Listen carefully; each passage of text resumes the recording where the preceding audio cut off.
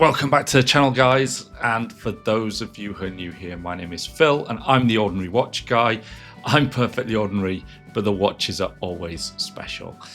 First of all, many apologies for being away last weekend. I caught a dreadful cold and I was under the weather, but I'm really grateful to everybody who reached out and got in touch with get well soon messages. Cheers, guys, that was really nice. Today I want to take you back to Berlin.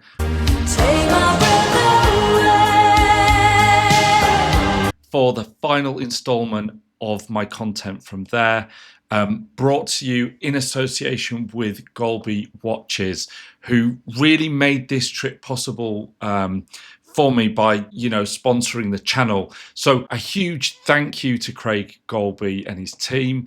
Please show some appreciation by visiting www.golbywatches.co.uk to see this remarkable British micro brand. They are offering some incredible value on their watches as we move towards Christmas, and I highly recommend them. So today we're going back to Berlin, and specifically to a part of the city called Spandau, which is to the west and about 25 minutes away from Charlottenburg on the underground, really easy to get to. The reason that we're going there is to visit Brose Uhren Schmuck, a really incredible authorized dealer who offer a comprehensive range of German, Swiss and Japanese watches, including names you should know all about already, like Nomos, Sinn and Union, Tissot, Oris and Seiko, but also a few less well-known brands that you might never have seen before. Visiting the store, I spoke to Katrin and also specifically Alexander, who has outstanding English and is one of the most attentive and knowledgeable guys I've met. If you go into the store, I think you'll get exactly the same experience. Don't miss out on this if you go to Berlin. Right, let's have a look at some of the watches they showed me. First of all, let's look at what brought me into Brose in the first place. I reached out to Alexander because I was trying to source a limited edition Union Glashutte Belisar Chronograph, but I was trying to track this down for a viewer in the US. And big shout out to Joe, who I've had some tremendously good conversations with. And thanks for your support, Joe. I've made it clear from all my content about Union that I'm a massive fan of this brand, and I think they deliver exceptional value for money. Brose is an authorized dealer for Union, and they have a great range of everything across that brand as well. Union don't distribute in the UK or the US, but if you contact Brose, they might be able to help you with shipping a purchase via them. The problem with anything bought in Germany and shipped to the US specifically is that US customs need a detailed breakdown of the watch that has been bought, because they don't simply apply tax to the value of the watch, but also what it's made from and specifically the type of watch and the purpose of the watch. So for example, if it's a dress watch or if it's a sports watch, this is a bizarre situation for US buyers of German and in fact any foreign watches, not just German watches. Joe gave me a rundown of what he'd had to do previously to bring another Union watch into the US. And well, it's not even that it was just expensive. I mean, it was a real headache. It's really not like bringing a watch into the UK. If you bring a watch into the UK or Canada, your experience will be a lot more simple, thankfully. And I'm confident that Brose, as a distributor, would probably be quite helpful with that. I can totally understand why they are at the moment quite hesitant to ship to the US.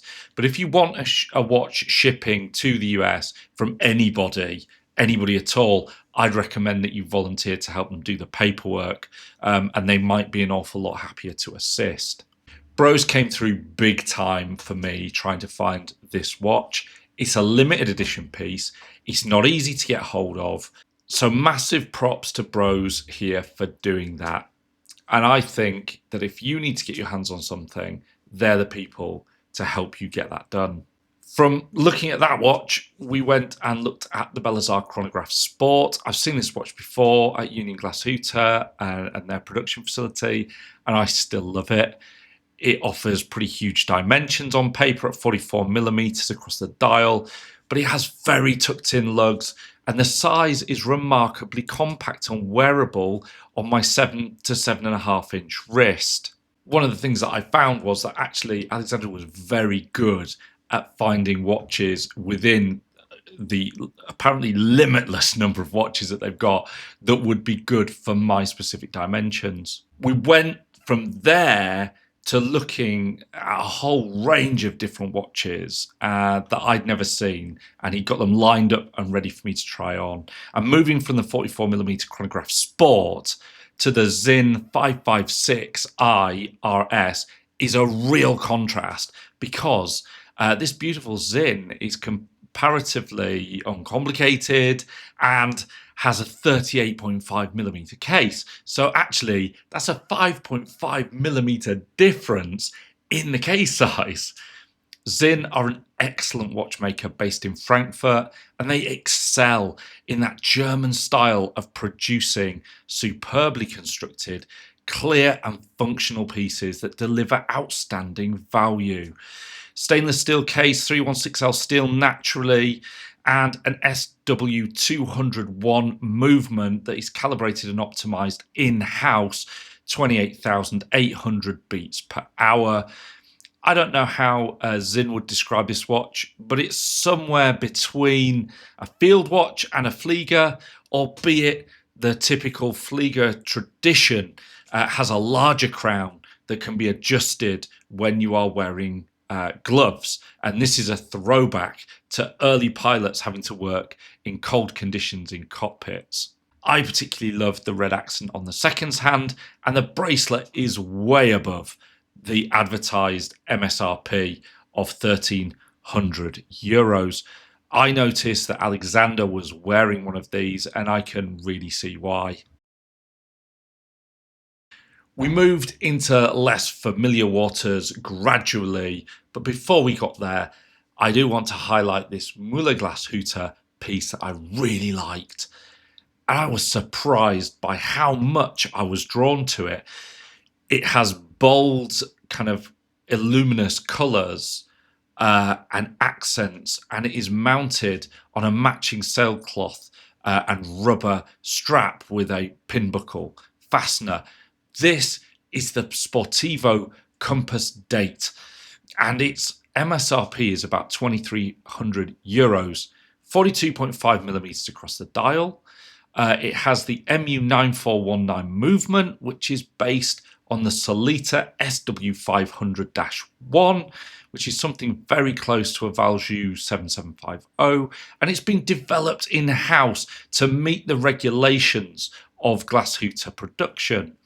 As a consequence, it's got the patented woodpecker neck regulation.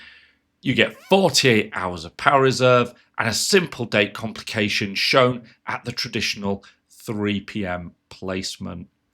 The standard accuracy of this movement is about 5 seconds per day, which is outstanding at the price point. And I didn't know if I'd be into this colorway or the dial, but I actually found them really fresh and energetic, and I do like them a lot. We then moved into something completely new for me. This is the Meistersinger Stratoscope Automatic, and this watch is immediately noticeable by the fact that it's a single-handed watch. This is definitely something that takes some getting used to, but you can actually read it very easily, and I was surprised how that falls into place versus the traditional two-handed design that we're all used to. I think I'm still inclined to prefer two-handed watches, if I'm being totally honest, but this is certainly interesting and quite appealing nonetheless. One thing that's really striking about this watch, though, is the incredible loom that it has. It has a huge moon phase complication, and the whole face seems to illuminate with the moon under a UV light and this exceptional blue colour. Meistersinger are not cheap, and you can expect to pay more than €4,000 if you fall in love with one. And to me, there's a lot of competition at that price point, and my tastes are a little bit more orthodox and traditional. I spent a long time in Brose, and they showed me more and more watches that I haven't been able to feature in the video. I thoroughly enjoyed the experience and recommend that you go there to see them if you're in Berlin. It is well worth the trip. I'm going to be featuring more of their more unusual watches and stuff in my short videos, so keep your eyes open for that and let me know. I mean, if you want a part 2 and you want me to do more of the stuff that Brose showed me, I'm more than happy to do that. If you haven't clicked the subscribe button, make sure you do. It helps me to grow and develop the channel. Hit me with your questions and comments. I love to respond. I'll be back soon with some more content. And I want to thank Golby Watches again, one last time, for supporting my channel and making my trip out to Berlin a possibility. Stay safe, enjoy your watches, and I'll see you in the next video. Bye for now.